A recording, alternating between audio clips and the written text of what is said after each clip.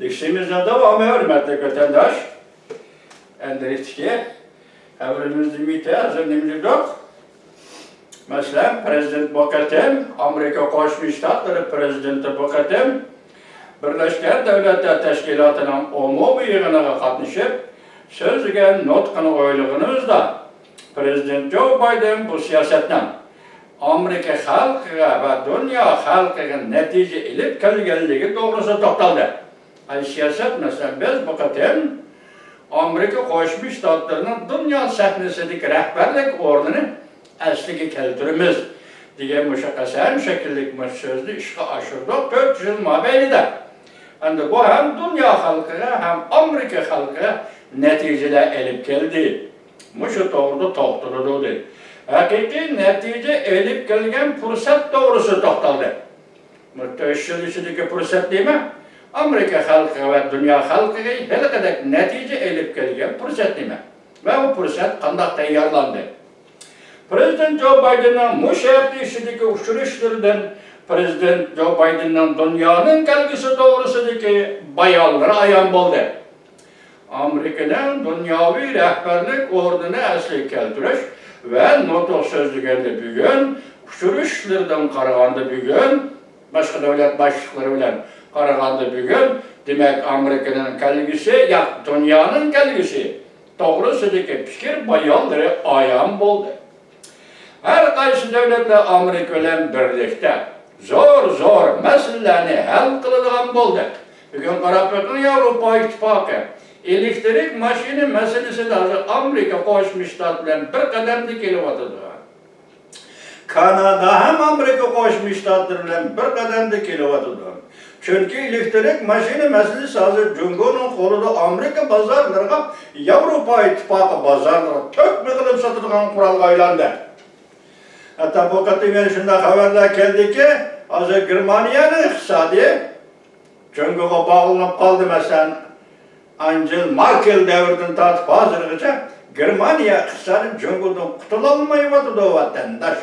Onun üstündeki Avrupa'daki bazı devletler hazır Xitay kurgan kıltakı düşüp kaldı. Hatta Türkiye doğrusudur. Türkiye'nin bir yol bir belbaq siyasete kirgenligini yakında anladı vatandaş. O devletin o ayran siyasi arbapla oturgu çıkıp bu Türkiye'ye payda edip gelmeydi o dedi. Demek dünyadaki her qaysı devletler bugün Amerika Qo'shma Shtatları bilan qadamni moslaştırıp birlikte rekabet meydanına düşkende Cumhur'a taqabul turishning yolunu açtı degan gap vatandaş. Meselelerini zor meselelerini birlikte hal qiladigan bo'ldi dünya. Bu mesele yani devletler birlikte maslahat qilish, birlikte mesele hal qilish meselesi bizning rekabetçilerimiz bilan Rusyan seliştirmasını qildi. Rekabetçiler kimdi bugün?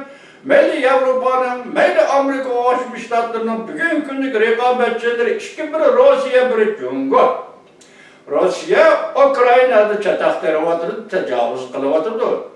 Cumhur Asya'da çataq teriyotdi. Mesela Tibet, Uyg'uriston'daki zaminlarda zo'ravonlik qilyotdi. Bu meselelerin hammasi Amerika Qo'shma Shtatlarının oldidagi mesele. Amerika Qo'shma Shtatları prezidenti navbatdagi prezidenti Joe Biden hukumatining oldidagi mesele. Biz hozir zor meselelerni ittifoqlashib hal qiladigan. Mesela asosida Avrupa İttifakı bilan Amerika Qo'shma Shtatları birleşip ittifaqlashib hal qiladigan bo'ldik deydi. Ular yani rekabetçiler dünyanın prensip nizamları hürmet kılmadı, pisand kılmadı. Mesela dünyanın prensip nizamları hürmet kılmadı degen biz özümüzden tecrübesinden alayla 97. yılı 1998. yılı Cumhur Kompartiyasının Birleşken Devletler Teşkilatı turuşluq vekili Çin Huasın iki kanunla imza koygan edi vatandaş. Bugün 20 yıldan açtı. Çünkü bunu icra kılmayan ya icra kılmayman deb bir sada qaytarmadı. Ahir qandaq bo'ldi 7. ayının 12. günü Amerika Qo'shma Shtatlarının prezidenti Joe Biden sen icra qilsan, mana men imza qo'ydim. Shu darajaga yetdi vatandaş. Shqilyap mushu masalada ahir hesabda Amerika Qo'shma Shtatlari va uning dunyodagi ittifoqdoshlari g'alaba qildi. Tibet meselesi tunji qatim g'alaba qildi. Qonunga imzo qo'yildi. Prezident Joe Biden imzo qo'ydi. Sen hal qilmayman deb beshini tortib baqaqara Jungo partiyasi. Dunyo bir ko'rib boqsin qiyofatingni, bashirangni. Şu rekabatçiler dünyanın prensiplerine, nizamlarına hürmet kılmadı ve pisent mi kılmadı? Şu misal hazır keltirdik. Onunla başka yana tecavüzçülüğü çekleş Birleşken Devletler Teşkilatı prensip nizamlarında. Ötken gidiyordu. Bir kadarıyla komitetin bir azası var. Rusya hazır var. Ukrayna'da tecavüzçülük uğraşını kılmadı da vatandaş. Ulan soda kılış karakterlik dünya karaş kitlep çıktı. Rekabetçiler soda kılış karakterlik dünya karaş kitlep çıktı. Mesela kişilik hukuk nesi Avrupa İttifakı, mesela kişilik hukuk nesi Amerika Koşmuş Ştatları Cungo soda'nı götürüp çıktı. Bazarında hiçbirimen bunu demişsem, bazarında yep koymam bunu desem. Bu soda karakterlik dünya karaş. Soda karakterlik mesele kılış. Mesela kişilik hukuk dünya için umumi prensip olsa, Birleşken Devletler Teşkilatı için nizamname ve kanunlarını makul umumi prensip olsa, Xitay bunun koşulup bunu hal kılışının orduğa sodasıdır. Eğer Amerika ve Garp dünyası, Avrupa ve Garp dünyası müşündak kişilik hukuk, bu depotları çıkar, ben bazarına takayım, soda korkunu kurman. Demek siyasetini soda karakterlik siyasetke aylandırdı. Sodanı mı siyaset karakterlik soda aylandırdı. Kimler? Amerika başçılığındaki Garp dünyasının rekabetçileri. Özünün menfaatinde tar bir kalipte düşendirdi. Mesela Cumhur basın, Rusya basın, evet Rusya'nın prensibi nime Ukrayna'ya tecavüz kılıp tar kalipte düşendirdi. Nime hakkın var? Hakkın şurtada Ukrayna milletinin bu zümünü vatanını senin nime hakkın var? Bu şirketini müşahede alayla vatanı senin nime hakkın var? Mesela Uyguristan'da, Tibet'te Xitay'nın nime hakkı var? Tibet'te Uygur'un vatanı nime hakkı var? Gepmiş o, nime hakkın var?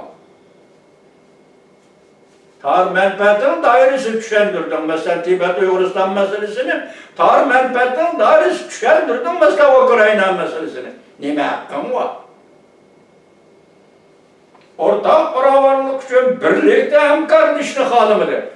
Hakkını berge hakkını biz dünyada baravarlıkka, şalkuramlıkka, teyişlikka, mokamlıkka yetekleylik biz bu sahada sen bilen hemkarnişaylık. Garip dünyasının fikri, Avrupa İttifakı, Amerika Koşmuş Ştatlarının fikri, sen bunun koşulmadın, bunu red kıldın demek. Sen üzerinin menfaatini, Xitay'ın menfaatini tar kalıpta düşendiriş. Çünkü tar kalıptın içi kırıveliş, bunun özü ahir hesapta zorvallıkla peyda kıldığın bir kılvası.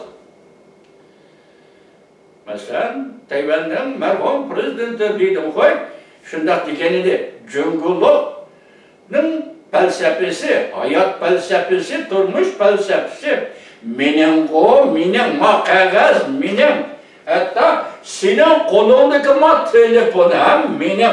Gördünüz mü? Özü kadar zorvallık deyimiz biz bunda zorvallık ya. Üzerinin menfaati üzerine dahil ekeni yok. Üçüncü bir milletin, ya dördüncü bir milletin menfaatini, onun menfaatini kurban kılıp, onun benim diye olduğum bokanda kaydı var. Şunu ortak paravalı için birlikte hemkarlışlık halimidir. Üzerinin menfaatini tar kalıpta düşendirdi. Prezident Joe Biden Amerika şart vakti saat 9'da Birleşken Devletler Teşkilatı'na olmamış yığındığını söyleyeyim. Bu haberde bugün Amerika avazı haber kıldı. Bugün 24 istağı vatandaş. Bu 23 degan tünügün birliş gerek edi bu haber kaydı boyunca. Endi yana bir haber mana alıp etdim. Prezident Zelenskiy da ko'rsatdi. Ukrayna prezidenti. Agar Amerika keskin harakat qiladigan bo'lsa, Rusya bilan bo'lgan urush, Ukrayna o'tirishga urush kelar yil oxirlashadi. Mavzuli xabar 9-oyning 24-kuni Amerika ovozidan Xitoy til programmasi e'lon qilindi. Xabar bunday boshlandi. Ukrayna prezidenti Zelenskiy 9 ayning 23 kunida ko'rsatdi. Agar Amerika kaskin harakat qilgan bo'lsa, Rossiya Ukrayna urushi kelasi yil oxirlashidir. Va Amerika radio televiziya shirkati ABC'ning muxbirining ziyoratini qabul qilganda yuqorida fikr bayon qildi. Hozir yil oxiri bu paytda Amerika bilan Ukrayna o'rtasidagi hamkorlikni kuchaytirishdan fursati bor. Zelenskiy Amerikada ishga partiya arboblari bilan ko'rishgandan keyin o Telegram torbetiga bunday yozdi. Agar kaskin harakat qo'llanilgan bo'lsa, Amerika Rossiyani Ukrainaga tajovuz qilish urushi kelar yili odillik bilan oxirlashadi. Zelenskiy navbatda Amerikada Birlashgan Davlatlar Tashkilotining umumiy yig'inida qatnashyapti. U keyinroq Washington kelib, g'alaba qilish planini o'tirib qo'ydi. Aqsarayning siyosatiga bu yil saylov mazgili qanday oxirlashsin, qat'iy nazar Amerikaning siyosatiga, ya'ni Aqsarayning siyosatiga ta'sir ko'rsatishni o'ylashdi Zelenskiy.